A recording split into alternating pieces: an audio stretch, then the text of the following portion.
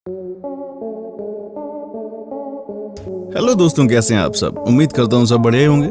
दोस्तों, आज हम आपको जिस इंसान के बारे में बताने जा रहे हैं उस व्यक्ति ने पूरे चीन को बदल कर रख दिया। एक ऐसा क्रांतिकारी जो कि अपनी बात मनवाने के लिए किसी भी हद तक जा सकता था। जी हाँ, ये क्रांतिकारी हिटलर से भी ज्यादा खतरनाक था। क्या आप सोच भी सकते हैं कि इस इंसान की वजह से चीन में और चीन के बाहर करोड़ों लोगों की जान चली गई। दोस्तों, आज हम आपको माओ जेडोंग के बारे में बताने जा रहे हैं। अगर आपने इनके बारे में नहीं सुना तो इस वीडियो को आखिर तक जरूर देखिए। एक नए दर्शक जो हैं वो चैनल को सब्सक्राइब कर लें। चलिए शुरू करते हैं। दोस्तों, सबसे पहले जानने की कोशिश करते हैं कि आखिर कौन था माओ जेडोंग। माओ से तुंग या माओ जेडोंग का जन्म दिसंबर 26 साल 1893 को तथा निधन सितंबर 9, 1976 को हुआ। माओ से तुंग चीनी क्रांतिकारी, राजनीतिक विचारक और साम्यवादी दल के नेता थे जिनके नेतृत्व में चीन की क्रांति सफल हुई। उन्होंने जनवादी गणतंत्र चीन की स्थापना से मृत्यु पर्यंत तक चीन का नेतृत्व किया। मार्क्सवादी लेनिनवादी विचारधारा को सैनिक रणनीति में जोड़कर उन्होंने जिस सिद्धांत को जन्म दिया उसे माओवाद के नाम से जाना जाता है। वर्तमान में कई लोग माओ को एक विवादास्पद व्यक्ति मानते हैं, परंतु चीन में वे राजकीय रूप में महान क्रांतिकारी, राजनीतिक रणनीतिकार, सैनिक पुरोधा एवं देश रक्षक माने जाते हैं। चीनियों के अनुसार माओ ने अपनी नीति और कार्यक्रमों के माध्यम से आर्थिक, तकनीकी एवं सांस्कृतिक विकास के साथ संसार और विश्व में प्रमुख शक्ति के रूप में ला खड़ा करने में मुख्य भूमिका निभाई। वे कवि, दार्शनिक, दूरदर्शी, महान प्रशासक के रूप में गिने जाते हैं। इसके विपरीत माओ के ग्रेट लीप फॉरवर्ड और सांस्कृतिक क्रांति नामक सामाजिक तथा राजनीतिक कार्यक्रमों के कारण गंभीर अकाल की सृजना के होने के साथ चीनी समाज, अर्थव्यवस्था तथा संस्कृति को ठेस पहुंचाने की बातें भी की जाती हैं, जिसके कारण संसार में सन 1949 से 1975 तक करोड़ों लोगों की व्यापक मृत्यु बताई जाती है। माओ संसार के सबसे प्रभावशाली व्यक्तियों में गिने जाते हैं। टाइम पत्रिका के अनुसार 20वीं सदी के 100 सबसे प्रतिभाशाली और प्रभावशाली व्यक्तियों में माओ आते हैं। माओ का जन्म 26 दिसंबर 1893 में हुनान प्रांत के शाओशान कस्बे में हुआ। उनके पिता एक गरीब किसान थे जो आगे चलकर एक धनी कृषक और गेहूं के व्यापारी बन गए। 8 साल की उम्र में माओ ने अपने गांव की प्रारंभिक पाठशाला में पढ़ना शुरू किया, लेकिन 13 वर्ष की आयु में अपने परिवार के खेत पर काम करने के लिए पढ़ना छोड़ दिया। बाद में खेती छोड़कर वे हुनान प्रांत की राजधानी चांगशा में माध्यमिक विद्यालय में पढ़ने गए। जिन्हाई क्रांति के समय माओ ने हुनान के स्थानीय रेजिमेंट में भर्ती होकर क्रांतिकारियों की तरफ से लड़ाई में भाग लिया। चिंग राजवंश के सत्ताच्युत होने के बाद वे सेना छोड़कर पुनः विद्यालय गए। सन 1998 में स्नातक करने के बाद 1919 को 4 मई आंदोलन के लिए अपने शिक्षक एवं भविष्य के ससुर प्राध्यापक याट चुआट के लिए बेजिंग की यात्रा पर चले गए। प्राध्यापक याट चुआट जी पीकिंग विश्वविद्यालय में महत्वपूर्ण पद पर थे और उनकी सिफारिश पर माओ ने सहायता पुस्तकालयाध्यक्ष पद पर रहकर काम किया।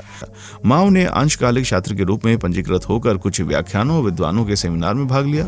शंघाई में रहते हुए वे साम्यवादी सिद्धांत के अध्ययन में लगे रहे। चीन में माओ की क्रांति का क्या हुआ। वर्तमान चीन में कोई भी आदमी उतना दुखी नहीं है जितने गांव के लोग और किसान हैं। जब वे विस्थापित होकर शहर में फैक्ट्री में काम करने के लिए आते हैं तो उन्हें गंदगी में रहना पड़ता है। इसलिए प्रश्न यह है कि चीन में माओ से तुंग की उस कम्युनिस्ट क्रांति का क्या हुआ जिसमें ग्रामीणों की जिंदगी में तब्दीली लाने की बात की गई। दक्षिण पश्चिम चीन का झियांगी क्षेत्र पठारों और नदियों से घिरा हुआ, जो देखने में बहुत ही खूबसूरत लगता है, लेकिन वो चीन का सबसे गरीब इलाका रहा है। इसलिए माओ से तुंग सत्ता संभालने से 2 दशक पहले तक उस क्षेत्र में महीना भर आकर रुके थे। लगभग 1500 की आबादी वाले उस गांव में आकर वो इसलिए रुके थे जिससे कि वो देख सकें कि वहां वर्ग व्यवस्था कैसे काम करती है। घर बना स्मारक। जिस क्षेत्र में आकर माओ रुके थे उसे अब म्यूजियम में तब्दील कर दिया गया है। दर्शक जब वहां आते हैं तो लोहे की छड़ से घिरे उस बिस्तर को निहारते हैं जहां माओ सोया करते थे। साथ ही वो उस टेबल और कुर्सी को भी निहारते हैं जिस पर बैठकर वो लोगों से मिलकर बातचीत करते थे। वहां बैठकर वो किसानों, मजदूरों, व्यापारियों, शाही विद्वानों और यहाँ तक कि असंतुष्ट युवाओं से भी मिलते थे। उनसे भी बातचीत को लोग समझते थे और लिखते भी थे जो वहां माओ से तुंग की मदद कर रहे थे। उन 24 वर्षीय युवक का नाम गो बो था और उनके दादा जमींदार थे। उनके परिवार के लोग विद्वान थे जो राजशाही की सेवा करते थे, लेकिन गोबो की इच्छा थी कि देश में परिवर्तन हो। गोबो के पड़पोता गो आन जियांग का कहना है, पुरानी व्यवस्था के बारे में मेरी सोच ठीक नहीं है, इसलिए जब मैं कम्युनिस्ट क्रांति में शामिल हुआ तो मैंने अपने दादाजी वाला घर जला दिया। दोस्तों, हमारी पूरी टीम बहुत मेहनत करती है आपके लिए ऐसे रोचक और इंटरेस्टिंग वीडियोज लाने में, तो प्लीज अपना प्यार जरूर दीजिएगा। लॉन्ग मार्च। वो बताते हैं कि उनके साथ साथ उनके भाई भी चीन में क्रांतिकारी परिवर्तन के लिए प्रतिबद्ध थे। उनके 4 भाई माओ के साथ लॉन्ग मार्च में शामिल हुए। उनमें से 3 मारे गए और गु बो 1935 में एक हमले में मारे गए।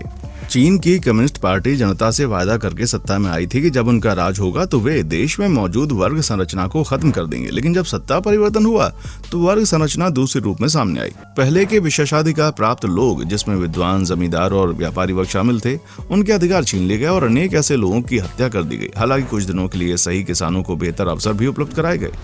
मजदूरों की दुर्दशा। उसके बाद 60 से अधिक साल तक वक्त बीत गया, लेकिन अब एक बार फिर से किसान और मजदूर समाज के सबसे निचले स्तर पर पहुंच गए हैं। लेकिन इससे भी महत्वपूर्ण बात यह है कि आज चीन में एक विशालकाय मध्यम वर्ग पैदा हो गया। इतना ही नहीं, सबसे बड़ी बात यह है कि दुनिया में चीन ऐसा पहला देश है जहां लोगों की आमदनी में सबसे अधिक अंतर हो गया है। गू के परिवार के अधिकतर सदस्य विद्वान के रूप में राजशाही की सेवा में थे, लेकिन आज उनके परिवार में एक भी सदस्य नहीं है जो 15 साल की उम्र के बाद शिक्षा ग्रहण कर पाया हो। माओ ने पूंजीवाद के खात्मे की कोशिश की, लेकिन गुआन जियान के छोटे भाई पूंजीपति हैं और वो विदेश में स्टील का व्यापार करते हैं। बीबीसी ने उनसे पूछा कि अगर बोगो जिंदा होते तो उनके पूंजीपति बनने पर क्या होता। उनका जवाब बहुत ही रक्षात्मक था। उन्होंने कहा, मैं कैसे बता सकता हूँ वो क्या सोचते, वैसे भी क्या फर्क पड़ता है, क्योंकि जहाँ मैं काम करता हूँ वो तो सरकार की ही कंपनी है। पूंजीपति बने कम्युनिस्ट। लेकिन चीन में अगर आप पूंजीपति हैं तो इसका मतलब ये नहीं है कि आप कम्युनिस्ट नहीं हैं या राज्य सत्ता का हिस्सा नहीं है। देश की संपत्ति पर नजर रखने वाली द ह्यूरन रिपोर्ट के अनुसार चीन में 90% से अधिक लोग कम्युनिस्ट पार्टी के सदस्य हैं। चीन का राष्ट्रगान भले ही कहे कि गुलामी नहीं करने वाले ऊपर उठते हैं, लेकिन आज के हालात ये हैं कि जो लोग ऊपर उठना चाहते हैं और अमीर होना चाहते हैं वो सबसे पहले कम्युनिस्ट पार्टी में शामिल हो जाते हैं।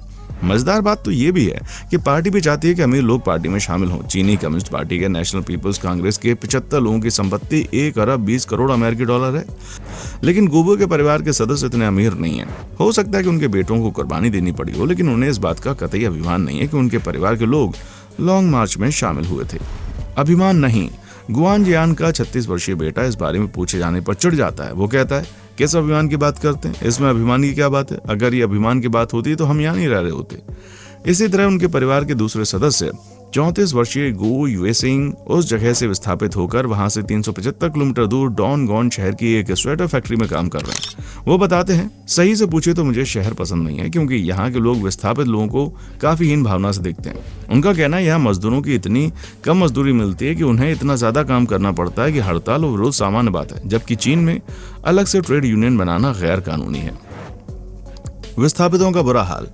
वे आगे बताते हैं कि आप विस्थापित मजदूर हैं तो आप वहां बहुत ऊपर नहीं जा सकते, क्योंकि अच्छी नौकरी स्थानीय लोगों को मिलती है। इसलिए कुछ पैसा कमाने के बाद गू युसिंग वापस अपने घर लौट आए और वहीं पर उन्होंने स्वेटर की फैक्ट्री खोल ली है। वो कहते हैं कि जब बहुत काम होता है तो वो अपने गांव के 120 लोगों को काम पर रख लेते हैं। उन्हें इस बात की खुशी है कि वे अपने गाँव के लोगों को जरूरत पड़ने पर मदद करते हैं, लेकिन वो बताते हैं कि मैं उनके साथ बुरा बर्ताव नहीं करता, क्योंकि मैंने खुद उस अपमान को झेला है। माओ के बारे में मशहूर था कि उनका दिन रात में शुरू होता है। वो लगभग पूरी रात काम करते थे और सुबह तड़के सोने के लिए जाते थे। उनका अधिकतर समय उनके बिस्तर पर व्यतीत होता था। जब भी कोई विदेशी राष्ट्राध्यक्ष चीन आता था, उससे माओ की मुलाकात पहले तय नहीं की जाती थी। माओ का जब मन होता था उन्हें बुला लेते थे। वैसे वो उन पर बहुत बड़ा उपकार कर रहा हूँ। तो दोस्तों, आज के लिए बस इतना ही। कैसा लगा आपको एपिसोड, हमें कमेंट सेक्शन में आकर जरूर बताएं। देखने के लिए शुक्रिया।